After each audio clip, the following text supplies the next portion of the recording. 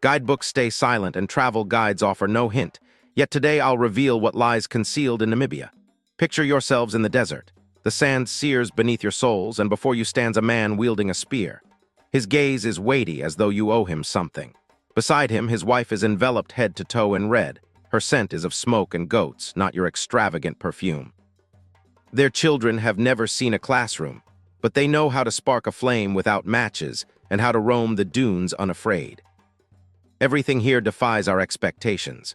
Brides lose teeth before marriage, washing with water is rare, and jealousy simply doesn't occur. Welcome to the realm of perhaps the most astonishing people in Africa, and it becomes even more extraordinary. You arrive as visitors, and they greet you with calm curiosity.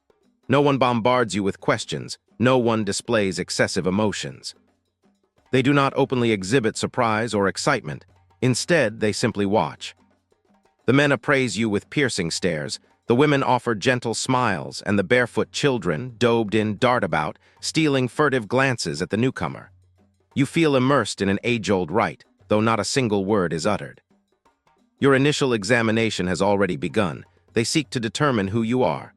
Are you a guest, a stranger, or perhaps a fragment of their own world? Should you be deemed a guest, they will present you with food and invite you to sit by the fire. You will be welcomed, though with restraint, as every movement you make is watched intently. This is a test, not articulated through speech, but conveyed by gestures, glances, and silent patience. They pose no needless questions, yet every query has an answer, if you know how to listen. If you remain a stranger, they will not send you away, but warmth will elude you. No fragrant smoke will purify you, nor will you receive the warming nighttime brew.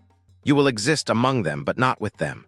They won't ask your name, yet they will make you feel that you are merely an incidental presence. Yet should you become part of their circle, a woman may choose you, perhaps the one whose eyes have followed you in silence. She will not proclaim her choice aloud, but her gesture will be unmistakable. When that moment comes, no one will object, not even her husband. Their tradition of welcoming guests is no superficial gesture, but a profound cornerstone of culture. Why her husband consents, this we will uncover later. First, however, let us explore the dish served when you are accepted as a guest.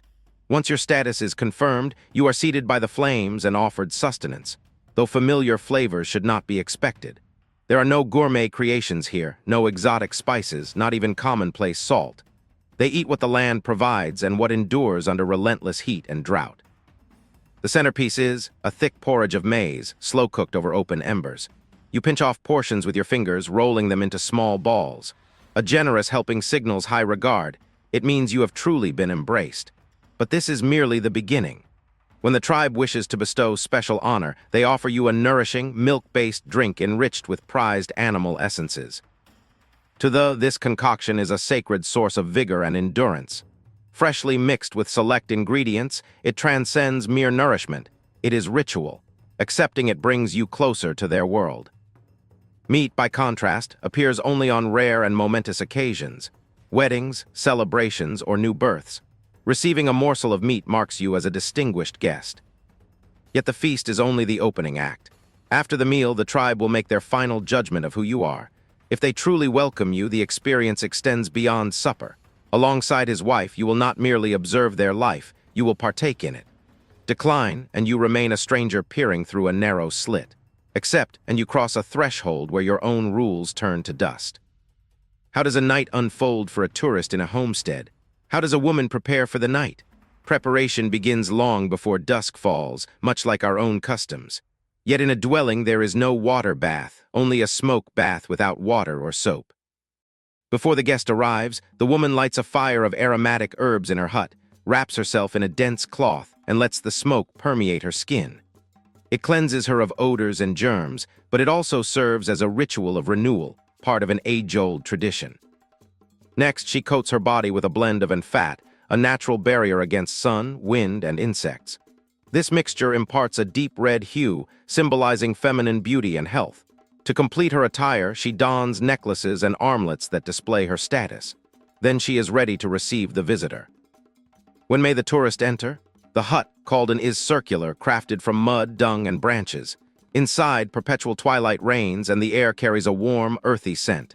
Entry is only permitted once the sun's fury has waned. A tourist cannot simply enter, an invitation is required. Shoes are removed at the threshold to keep sand at bay. Inside, furniture is sparse. A simple wooden frame draped with animal hides serves as a bed, its taut leather surface replacing a mattress. Bundled cloths stand in for pillows. At the center, the hearth, by day the cooking source, by night a gentle warmth against the desert's chill. What transpires during the night when a woman has offered herself to the guest? Her husband steps out in silence, an act of respect. No scenes are made, no questions arise. This practice is woven into daily life, honed over centuries. The woman shows neither shyness nor coquettishness. She welcomes the guest as naturally as one accepts the passing of time. There is no compulsion. If the tourist is not ready to embrace this hospitality, he may refuse without provoking anger or judgment. It is a choice, not an obligation. How does the dawn break? With the first rays, the village stirs. Men set off to tend the livestock, women kindle fires and prepare food, barefoot children scamper across the compound. No one speaks of the previous night. It is not customary to revisit what has transpired. Life continues as before. For the night held no special significance, merely one of many. Yet for the traveler, it often becomes that singular experience that draws him back to the lands one day. Their customs inspire wonder, debate, and admiration, yet remain unchanged. The tribe exists by its own laws. There is no haste, no rigid prohibitions, no dependence on modern civilization. While others race after progress, they count stars, inhale the fragrance of their smoke baths, and live as their ancestors have for generations. But what if you were offered a life without water, without electricity, free of jealousy? Could you embrace such rules, or does civilization already hold you too tightly? Share your thoughts in the comments.